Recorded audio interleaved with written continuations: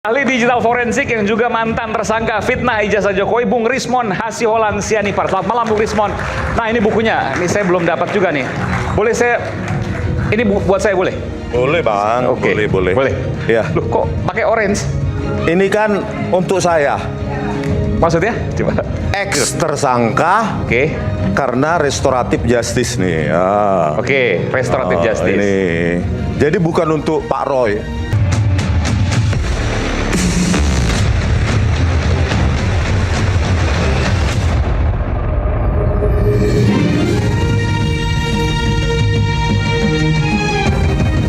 Disiarkan langsung dari studio MNC Conference Hall Ainus Tower, Jakarta. Inilah Rakyat Bersuara bersama Aiman Wicaksono.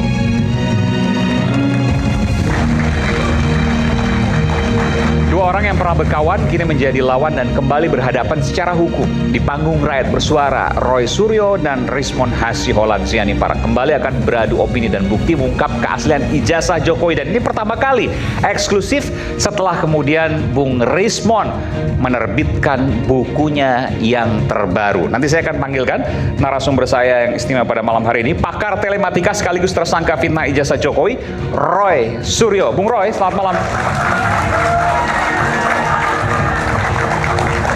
Saya pikir udah punya bukunya Bung Rismon yang baru. Oh, bukan. Ini asli, disertasi asli, ya, bukan palsu. Dan tadi kalau dikatakan saya udah lama nggak bawa gambar, nanti ada gambar dan tetap ijazah 99,9% palsu punya Jokowi. Tetap itu. Silakan. Terima kasih. Ahli digital forensik yang juga mantan tersangka fitnah ijazah Jokowi, Bung Rismon Hasiholan Sianipar. Selamat malam, Bung Rismon. Nah, ini bukunya. Ini saya belum dapat juga nih. Boleh saya... Ini buat saya boleh? Boleh, Bang. Oke. Boleh. Boleh? Ya. Loh, kok pakai orange? Ini kan untuk saya. Maksudnya? Coba. Ex tersangka Oke. karena restoratif justice nih. Oke, restoratif justice. Ini. Jadi bukan untuk Pak Roy. Untuk saya. Mantan tersangka harusnya pakai baju orange, tapi karena restoratif justice enggak. Oke. Makanya saya mengajak Pak Roy, ya kan? Dan selaku tidak ada bekas teman, kita tetap berjuang meskipun di jalan yang berbeda. Oke, luar biasa. gitu Kita loh. berikan tepuk tangan untuk Bung Roy dan Bung Silakan. Rismon. Ini pertama kali bertemu setelah buku ini ada, ya. Setelah buku ini terbitkan, ini baru ya. Iya, Bang. Otentikasi ijazah Joko Widodo, sebuah kajian forensik digital oleh Rismon Hasiholan Sianipar. Ini buku terbaru. Yang dibilang Pak Roy buku pesanan katanya. Buku pesanan. Nanti kita bedah juga buku ini. Jadi kurang lebih buku ini menunjukkan bahwa ijazah Pak Jokowi itu asli. Kurang lebih gitu, Bung Rismon ya. Iya, Bang, nanti kan dibantah Pak Roy. Sebaliknya kan gitu. Oke. Nanti kita lihat sama-sama. Kita berikan tepuk tangan untuk Bung Roy dan juga Bung Rismon. Kemudian pengacara Roy Suryo, Bung Refli Harun masih dalam perjalanan. Pengacara Presiden ke-7 RI Joko Widodo, Profesor Firman Pangaribuan. Selamat malam, Bung Firman.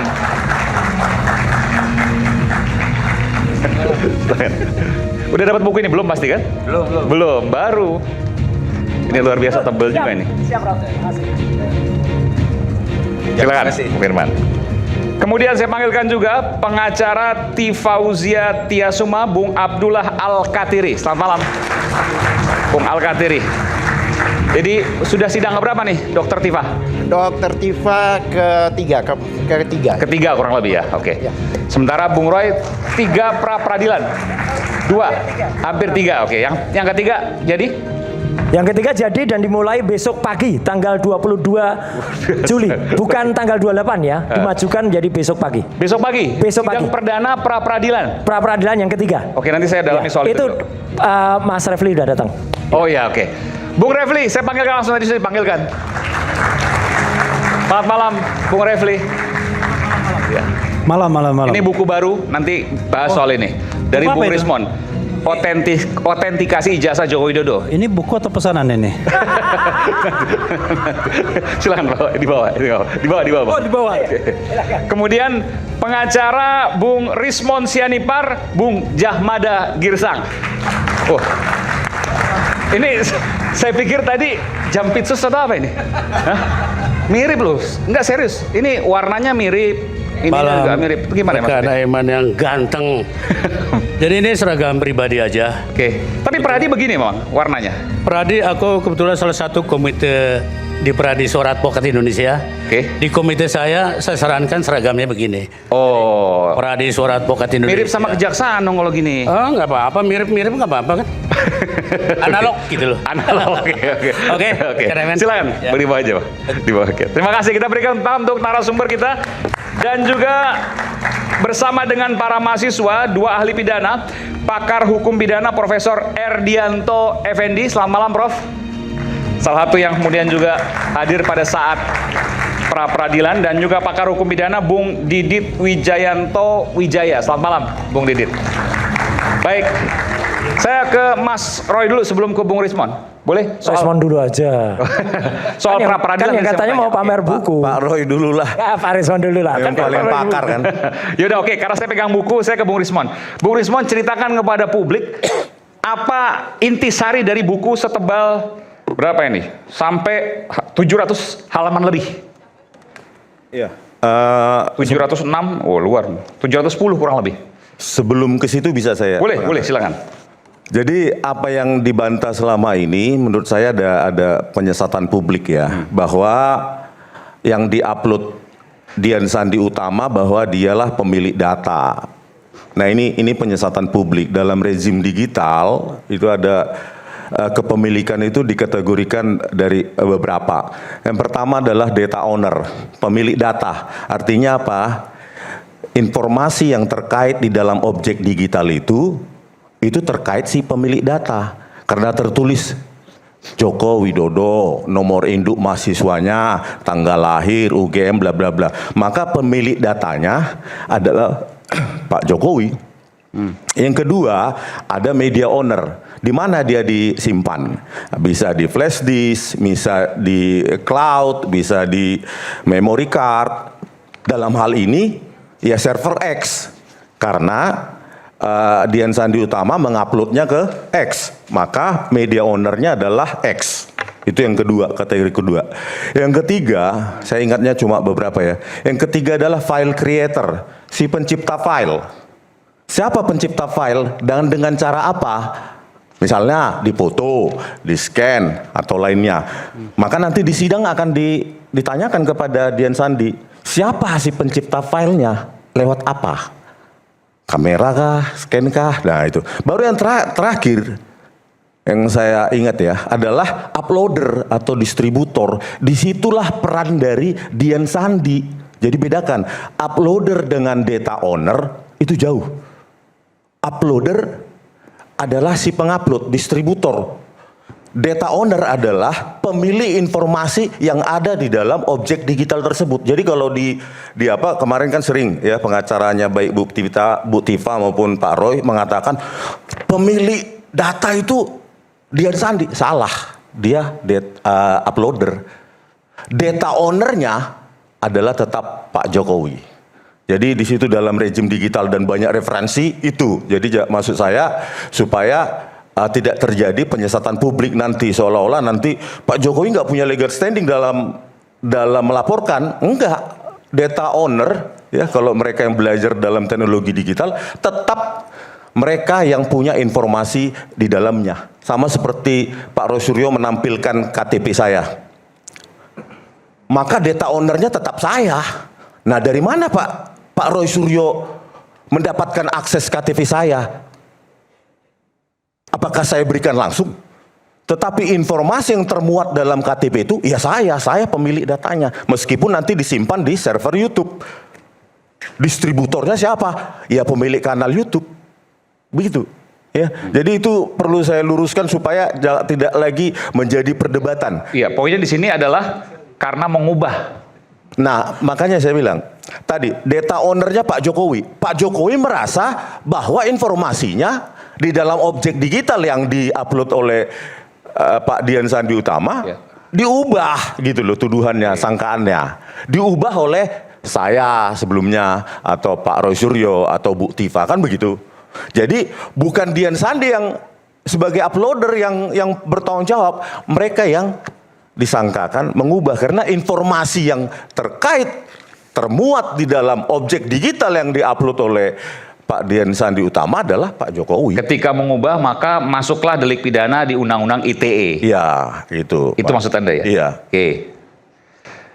Tapi itu diyakini bahwa punya Pak Jokowi ijazah yang Bukan diupload Dian Sandi. diyakini, informasi kan terkait dengan Pak Jokowi nih. Ada di foto ijazah itu yang diupload oleh Pak Dian Sandi Utama itu kan Joko Widodo. Tapi kan Undang-Undang ITE mengubah dokumen asli.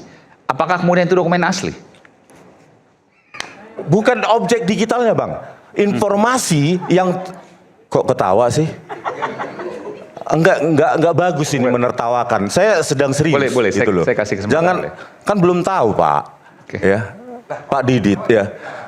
Loh, kok Silakan, boleh sedikit. biarkan saya jangan diinterupsi dulu. Oh, Maksudnya oke. gini, informasi yang diubah maka itulah yang diberubah. Bentar, Bung Rismon. Tadi soal bilang ada yang lucu. Menurut Anda apa yang lucu, Pak Prof? Boleh sedikit aja. Baik, terima kasih. Saya melihat begini, kita bicara soal hukum, Iya. kita bicara soal ITE, tapi Bung Rismon ini sudah mengaplikasikan ITE dan hukum, ranahnya bukan dia. Nah, coba lihat dulu laporan Pak Jokowi yang dituduhkan milik saya. Dia tidak mengakui. Baca dulu laporan polisinya. Saya sudah baca. Makanya saya ketawa. Jadi dokumen itu tidak diakui oleh Pak Jokowi, tapi dikatakan yang dituduhkan milik saya. Baca dulu. Ini yang Dian Sandi maksudnya ya? Jadi Pak Jokowi bikin laporan polisi. Oke, betul. Dia menyatakan dokumen itu yang dituduhkan milik dia. Nah, yang kedua, tadi uploadernya siapa? Dian Sandi. Dian Sandi. Lah, pasal 32 ayat 1 harus mentransmisikan.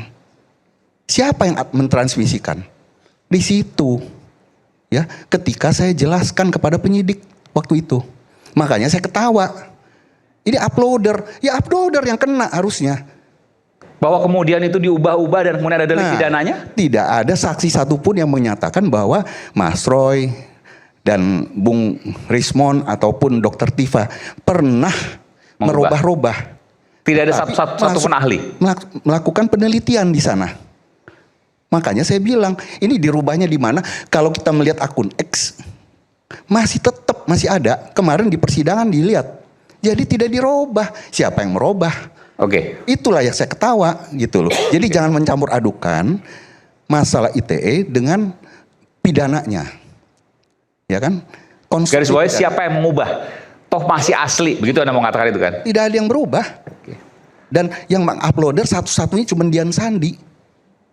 Itu. Kemarin itu Mas Aiman pada sidang praper yang kedua, Hakim Pak Iketut Darpawan itu bahkan mengakses dari komputer Pengadilan Negeri Jakarta Selatan, komputer yang netral, itu akun X-nya Dian Sandi. Dan di situ ketika diakses, akun Dian Sandi itu sama persis dengan ketika pertama kali diupload pada tanggal 1 April.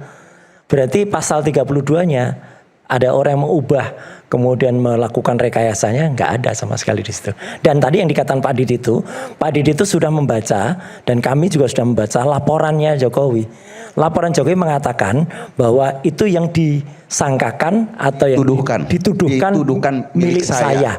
Jadi dia tidak mengakui kalau dituduhkan itu. Kata-kata hukum tuh penting sekali. Yang dituduhkan Artinya apa? Artinya bukan milik Jokowi. Dia nggak mengakui. Dituduhkan milik Jokowi. Iya. Yang dituduhkan milik saya. Laporannya Tolong aja udah dibaca salah. gitu loh ya. Saya mengkajinya dari sisi hukum, gak bisa diaplikasi langsung dengan penerapan ITE itu. Oke. Nggak bisa. Silakan Bung Rismon.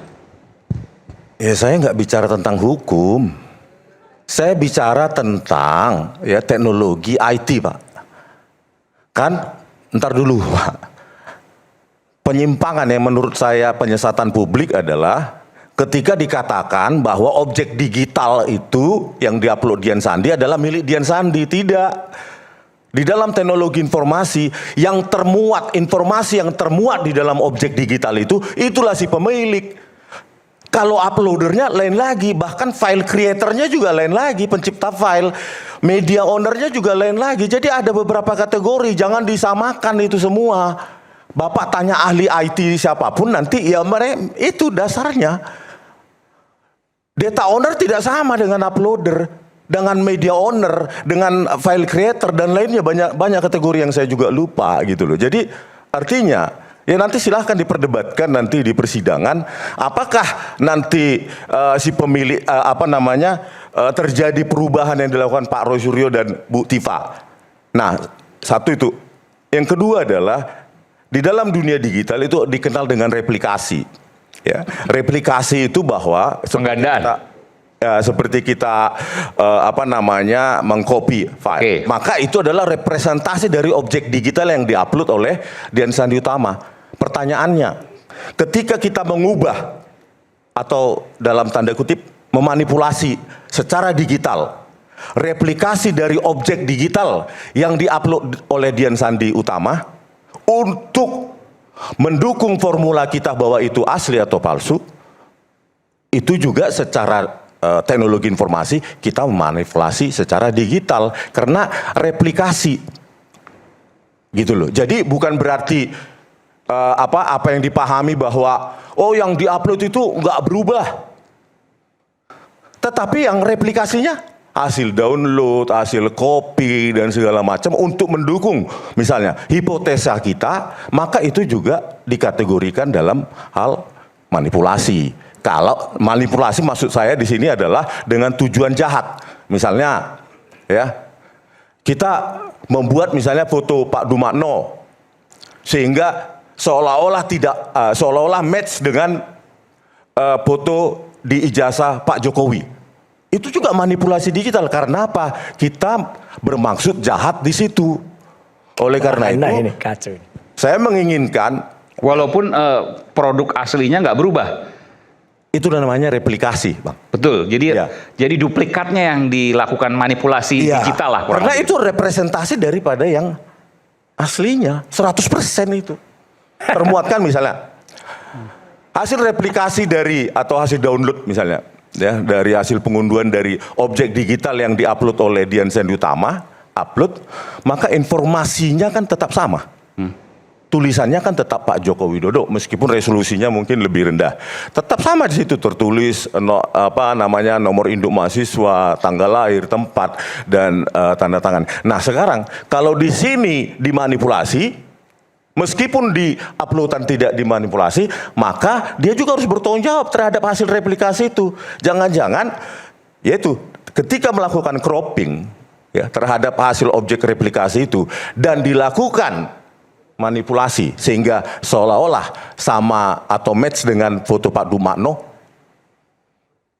maka terjadi penyesatan Itu sudah masuk ke dalam konstruksi hukum itu, nggak boleh itu. Enggak, tapi saya bilang gini, ini katakan buku ini saya ubah satu hurufnya saya ubah gitu, tapi buku ini tetap ada. Lalu kemudian saya analisis, saya ubah karena saya mau analisis. Ya. Apakah itu kemudian dianggap mengubah? Kalau kita bicara pasal 32 ayat 1 Undang-Undang ITE, kita kan bicara soal itu. Itu tidak bisa dikategorikan seperti itu dan harus diikuti dengan transmisi hasil perubahan itu. Tapi aslinya sudah tidak bisa diakses. Itu baru bisa. Baru bisa. Kena delik. Ya. Kalau aslinya masih ada, lalu dilakukan analisis, kemudian ditambah dan seterusnya tidak lakukan manipulasi ditransmisikan. digital lah kurang lebih, Ya. atau analisis digital lah. Ya, Itu nggak bisa tidak kena delik. Kenapa? Dan itu ditanya sama penyidik sama saya.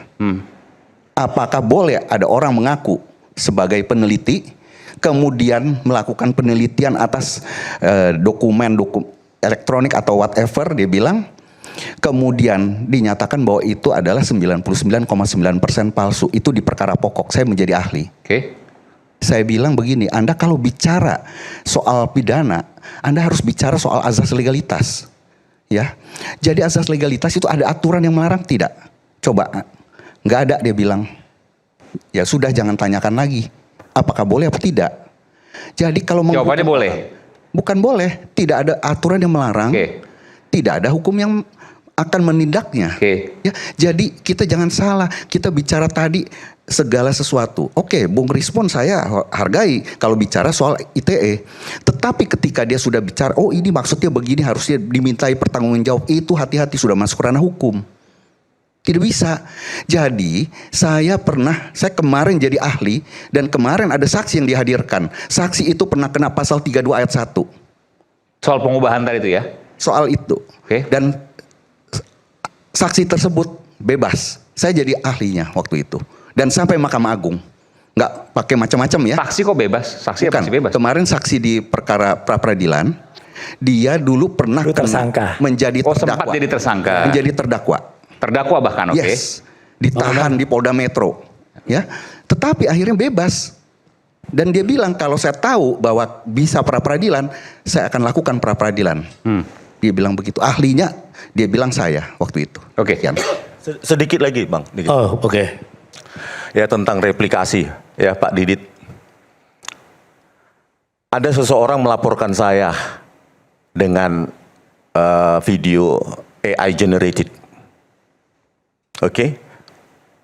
Dia manipulasi, padahal itu hasil replikasi atau hasil download dari sebuah video di kanal saya Baligi Academy. Terus dimanipulasi. Padahal tetap bisa diakses itu video saya yang asli. Dan hasil manipulasi itu AI generated seolah-olah saya mengatakan menuduh figur publik itu membiayain segala macam 5 miliar. Ya. Kalau argumentasi Pak Didit bahwa oh video yang ada ini bisa diakses, tidak berubah. Tetapi lihat hasil cloningan itu dipakai, dimanipulasi untuk kepentingan dia. Bisa nggak itu dikenakan pasal undang-undang ITE? Bisa, Ya, tapi bukan itu, 32. maksud saya gitu. Tapi bukan Rezim 32. cloning, rezim replikasi. Bukan 32 ayat 1. Ya, jadi salah kalau kita bilang ITE itu terlalu gamblang. Jadi kita bicara itu soal Kalau diubah untuk kepentingan yang bersangkutan, pasal berapa? diubah untuk kepentingan yang bersangkutan Iya. menjadi asli. 35. Bukan menjadi asli. Untuk menganalisis bahwa dibuktikan bahwa itu palsu. Oh, jadi begini. Kalau seandainya kita mengambil satu gambar Ya. di website atau dimanapun, ya. Kemudian kita ubah, tapi kita tidak mengakses sistem komputernya yang akun X misalnya. Berarti kan aslinya masih ada. Oke. Nah, kemudian kita cloning, kita robah-robah. Oke. Misalnya, kemudian kita transmisikan. Oke. Nah, itu pasalnya beda. Pasal berapa itu? Pasalnya itu pencemaran nama baik atau fitnah. Oke. Bukan Ya. pengubahan Bukan. dokumen digital. Bukan, dia harus merubah sistem elektroniknya. Bang Iman, Gitu. aku interupsi Silakan. dulu.